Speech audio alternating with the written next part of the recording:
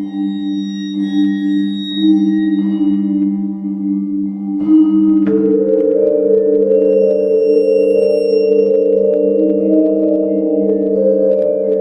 whether you want to admit it or not, we are definitely in the age of remakes, especially when it comes to survival horror games. Just this year alone, we already got Resident Evil 4 and Dead Space, and we're still expecting Alone in the Dark and potentially maybe a Silent Hill 2 remake coming this year. And whether you're a fan of the remakes or you prefer the old classics like myself, the fact of the matter is that these remakes allow a newer audience to experience the game. But that actually really got me thinking a lot, because there are a ton of survival horror games out there that really haven't even been touched yet for a remake. And that's what I want to focus on in this episode of Nerd Space. Because my name is Ruben with Nerd Space Games, and I'm here to tell you my top 7 choices for a survival horror game that need a remake. Also, just a clarification for this list, I'm going to keep things a little bit interesting by sticking to one game per franchise. So don't expect this list to be filled up with one specific series. You know which series I'm talking about. Don't expect this list to be filled with a majority of one game series.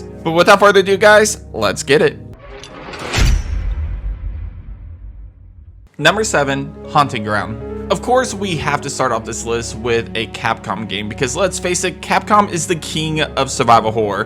When you think survival horror games, the first thing that comes to mind is Resident Evil. But the fact of the matter is, Capcom has a ton of other different franchises that are also identified as survival horror. They are the true pioneers of survival horror games. And this is a perfect example, because we're going to start the list off with one of their games that really not a lot of people know about, and that is Haunting Ground. Haunting Ground is kind of a spiritual successor to Capcom's other video game series known as Clock Tower, and it basically focuses on a character known as Fiona, who ends up in a car accident and wakes up in the dungeon of a castle and meets a dog named Huey, which she teams up with to help her escape this horrible nightmare with very limited resources. This game actually focuses on the fact that you do have limited resources, that you can't really fight every single battle.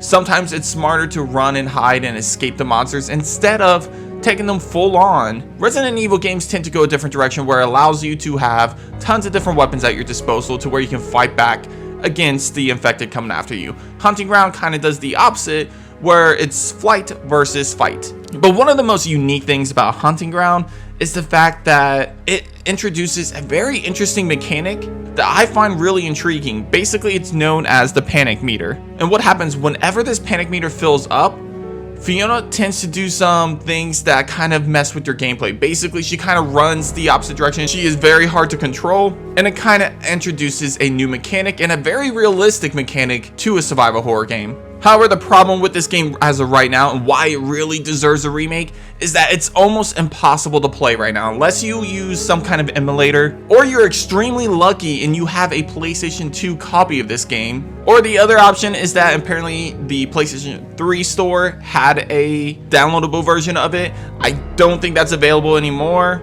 So unfortunately, if you didn't buy it when it was available, that's out of the question. So it makes it really hard to have access to this game, which is a shame, because the game is decently okay. Like, it's not one of the best survival horror games. That's the reason why it's not farther up on this list, but it does deserve a little attention. It gets overshadowed by Capcom's other survival horror games like Dino Crisis and Resident Evil, that this one just doesn't get enough attention.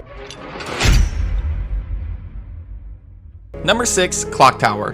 Like I said, there is a reason why Capcom is known as the king of survival horror. And once again, I'm going to jump into another series that I'm sure a lot of people, unless you're a true survival horror fan, you probably have never heard of this series. But Clock Tower is actually a really interesting franchise that really hasn't got explored that much lately, mainly because, once again, Capcom decided to focus all of their attention on Resident Evil, and this is one of those franchises that kind of got left in the dust. The good news is that Clock Tower is finally getting a remaster for all of the modern consoles. So all the next-gen consoles, PlayStation 4, PlayStation 5, Xbox Series X, Xbox X, Switch even, they're all getting Clock Tower remastered. But it's not a remake, so I'm not going to refrain from putting on this list. It still deserves a spot on this list. So let's talk a little bit about Clock Tower. What makes Clock Tower interesting?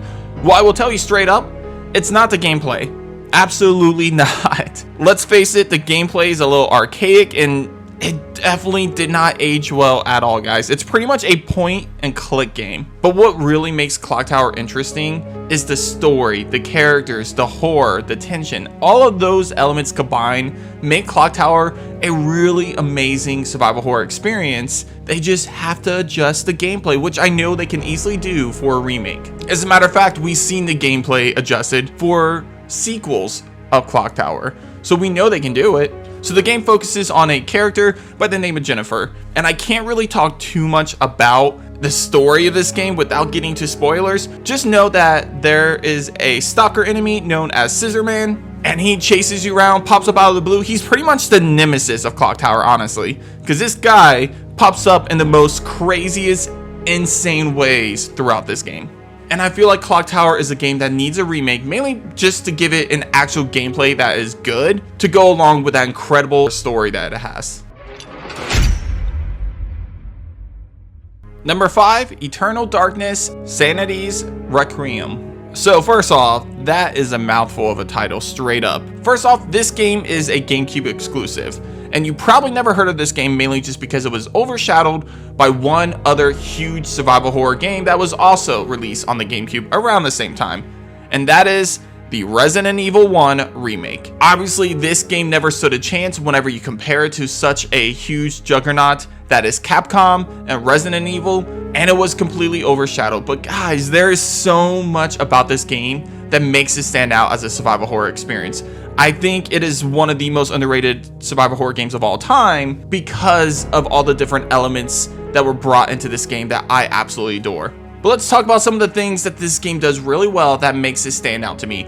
First off, the story is actually really interesting. It follows on a character by the name of Alexandra, who is asked to come and see the body of her grandfather, who is her only living relative, and apparently he was brutally murdered. Well, Alexandra decides to do some of her own investigating to learn what happened to Edward and what caused this. And let me tell you that if you think you know where this story is going, you absolutely do not. This story gets pretty crazy because it involves a lot of flashbacks into different time periods, and lots of different monster variations and some really scary elements in this game. And that's about all I can really do without diving down into spoilers, but just know that this is very heavily inspired by H.P. Lovecraft. As a matter of fact, if I could say that this is a love child of anything, it is the love child of H.P. Lovecraft and Resident Evil. It's like a mixture of both of those, and that's what this game really does. But it has some really unique elements that we've never seen before in survival horror games.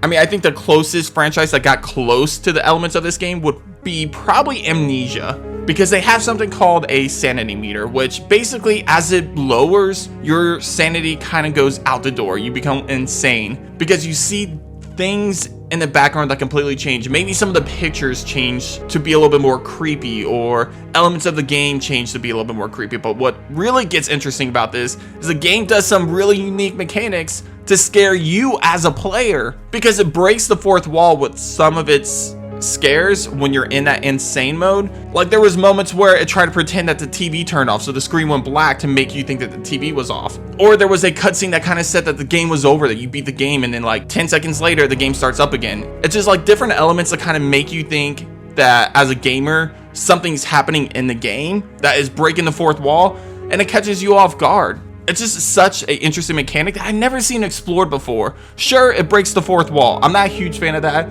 but I love the way they do it because it's you going crazy, and it makes things like happen that aren't happening. Like, another cool element that I really liked is that your head falls off at one point. That's fucking amazing because you're going crazy, so you're imagining stuff. So it was a really cool element that was added to the game that makes it stand out above a lot of different survival horror experiences.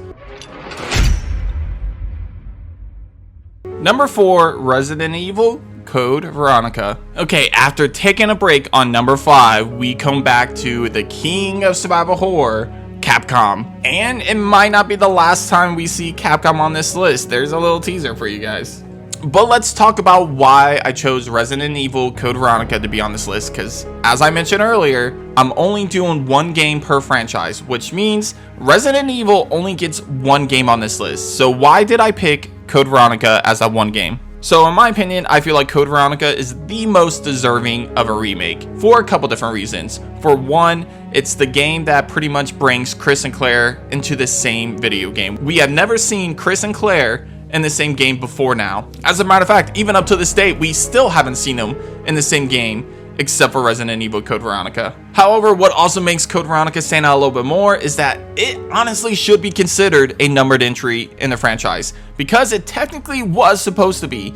It was supposed to be Resident Evil 3, and for those that do not know, Resident Evil 3 Nemesis was kind of a forced title by Capcom because PlayStation and Capcom had a contract to where Resident Evil needed a third entry on the original PlayStation console. And because Code Veronica was being developed for the PlayStation 2, Capcom had to force out another title, hence why we got Resident Evil 3 Nemesis. And Code Veronica, instead of being a sequel, a direct sequel, it turned into a spin-off game. And you can definitely see the details there because Code Veronica had a lot of different elements and story details that definitely feel like it was a mainline entry. Lots of backstory, reunion of two of the biggest characters from the first two games, and even the return of Albert Wesker himself. And honestly, in my opinion, this game probably aged the worst out of the franchise. Despite it appearing on the PlayStation 2, I feel like this game aged even worse than even Resident Evil 2 or Resident Evil 3 in my opinion, mainly just because of the dialogue in this game. Like, the dialogue is cringy, even more so cringy for a Resident Evil game compared to a lot of the series. And then also the dialogue is very controversial too. There's some serious issues with some of the things said in this game. So it definitely deserves a remake, and it definitely needs to be brought to a modern audience. And that's another reason why I chose this game to be on this list. I'll be honest, I was between this game, Resident Evil 1 Remake, again, or Outbreak. But ultimately, Resident Evil 1 Remake is already a perfect game in my opinion. And while I do think that Capcom is going to remake that remake, I don't think it needs it as much as Code Veronica. Outbreak's a great option, however, it's a multiplayer experience, and while I do consider it a survival horror experience, Capcom has not done great when it came to the multiplayer games of the Resident Evil series. I'm not going to go into details, but let's face it, other than Outbreak, has there been a good multiplayer Resident Evil game? Correct me if I'm wrong there. Maybe Resident Evil 5 is the closest one I could think of that was kind of good, and Revelations 2? Hit up the comments, let me know your opinions on that. So overall, I narrowed it down to Code Veronica, and with all the different enemy variations, all the really interesting characters, and the reunion of some pretty big characters in the franchise, and the introduction of one of the most badass villains, Alexia Ashford, there is so much to love about this game, and it definitely deserves a remake. Number 3, Parasite Eve. So Parasite Eve is probably one of the most intriguing survival horror games because it takes a concept that probably shouldn't work. I mentioned on a different video when I was talking about Kingdom Hearts, where one of my favorite things about Kingdom Hearts is that it takes two huge genres and mashes them together, and somehow it works. Parasite Eve does that too. Parasite Eve is basically a combination of Final Fantasy and Resident Evil. Two things, once again, that should not work, but for some damn reason, it works really well, actually, in my opinion. So in the original game, you play as a rookie cop with the NYPD as you are attending an opera. Then all of a sudden, things go to hell as the place catches on fire, and just like that, you enter a whole new nightmare. You go against some really interesting creatures and monsters as you battle through this game. And like I said, the mechanics kind of resemble Final Fantasy, but also still has that survival horror aspect. Some of the things I really like about this game, like I mentioned already, is the gameplay. Again, it's pretty much like a role-playing game, but also a survival horror game, which is really cool. But also the characters are actually really interesting, especially the main character. And all the different interactions with the rest of the characters, again, it kind of has that cool, neat vibe to it, and I just really enjoy playing this game. The story is interesting, it has some really completely out of the ballpark moments, and it will definitely keep you on your toes. Between the gameplay and the story, it definitely keeps you on your toes throughout the entire experience. Silent Hill, in my opinion, is one of the best survival horror experiences of all time. The sequel, Silent Hill 2, is regarded as the best in the franchise. However, in my opinion, Silent Hill 1 has a lot of elements to it, a lot of story elements that really make it stand out, and I absolutely love. I get why Konami decided to go straight to Silent Hill 2 Remake, which we're getting hopefully later this year, but more than likely it's probably going to get pushed back to the beginning of next year. But ultimately, I wish they started with the first game because there's there's a lot to love about the first game. First off, I think Harry Mason is the most relatable character in the entire franchise. I think James is a pretty interesting character enough. However, Harry Mason, in my opinion, he is the most interesting character in the entire franchise. So I'm really sad we're not getting the remake of this one first, especially since, in my opinion, it probably needs it more than the sequel. Like Silent Hill 2, the original game, not the HD remaster, but the original game, honestly, to me, is still somewhat playable. I still have a good experience playing the game. However, I feel like the original Silent Hill game, that one needs a remake a hell of a lot more, because that game is really hard to play because the gameplay is extremely clunky compared to the sequels. And it's definitely more unplayable, in my opinion, than Silent Hill 2. So I feel like not only does it need a remake more than Silent Hill 2, but the story, in my opinion, is definitely a little bit more interesting. The character is a little bit more interesting, and I personally just love that first game, and I don't see why Konami just didn't remake that first one. Hopefully, if Silent Hill 2 is a huge success, we see Konami backpedal and do a remake of Silent Hill 1 next. We can only hope and pray, guys.